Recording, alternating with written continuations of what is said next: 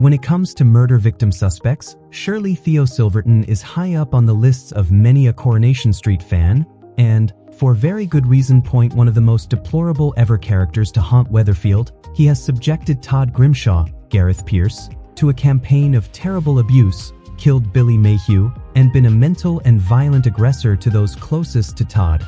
James Cartwright, who plays the dastardly villain, warns Metro that while the soap gods will inevitably catch up with Theo in some capacity, his vile acts may not be done. He could even kill again. 100% he cold, and I think he could kill Todd, the actor declared to us. Yeah, just like a death pact. He could definitely kill Carl after he grabs him in the crotch in a scene. He could kill George. There are all these people. I think, if I was watching that, I would think he is gonna kill some of them because he's done it before. So he knows he's in trouble now. The story with Billy's out. So I would say he probably could kill again. It's highly likely he could kill again.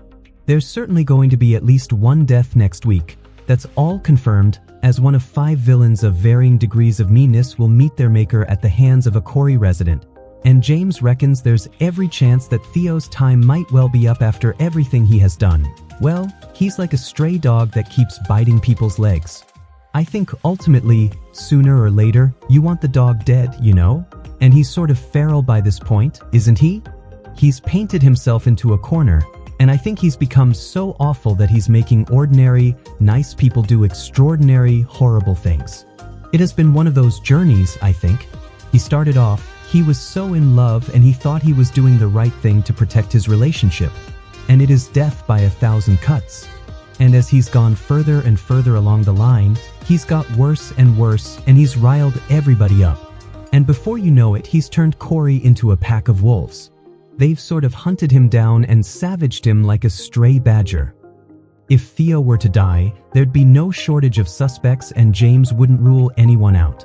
If Theo was to be the unfortunate specimen to befall the justice of Corey, let's stick a pin in a map. He laughed. You've got George. George could do it because George could put him in a coffin and bury him and you'd never know. Do you know what I mean? You've got Todd, you've got Carl obviously. I think Carl's like the tarantula of Coronation Street. He sort of prowls, sinks his teeth into anyone. It could be any number of people, and I think very often with these things, it could be who you least expect. I mean, imagine someone like Summer. Imagine he walks into the shop and she just cracks him over the head with a tin of beans, closes the shop sign and sticks him in a bin bag.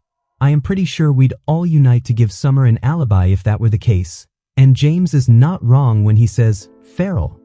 In the episodes, we see an unhinged Theo with nothing left to lose, making him more dangerous than ever. He's really desperate. I think eventually it's got to the point where he's not even bothered now. He is not even bothered trying to persuade people he's a nice fellow. Because the game's up and so now it's about survival. And I think very much like the wild dog analogy. A dog backed into a corner is a dangerous dog and actually he's suddenly become incredibly unpredictable. I think he's become hyper-aggressive. I think all his negative traits have suddenly bubbled to the surface and you realize what a dangerous nut job he is.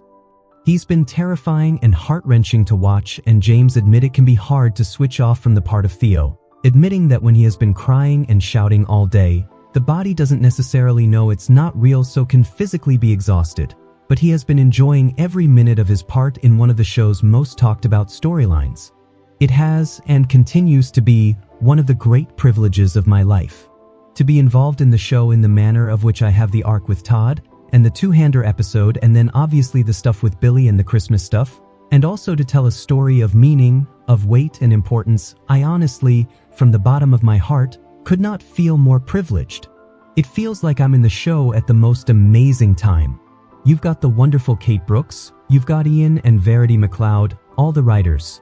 It feels like it's in a real purple patch, and I think there's so much competition now from YouTube and streaming platforms, and I really think it's interesting to see the show evolve and raise its stakes in order to keep ahead of the game, and it's still by far the best show you can watch on TV or anywhere.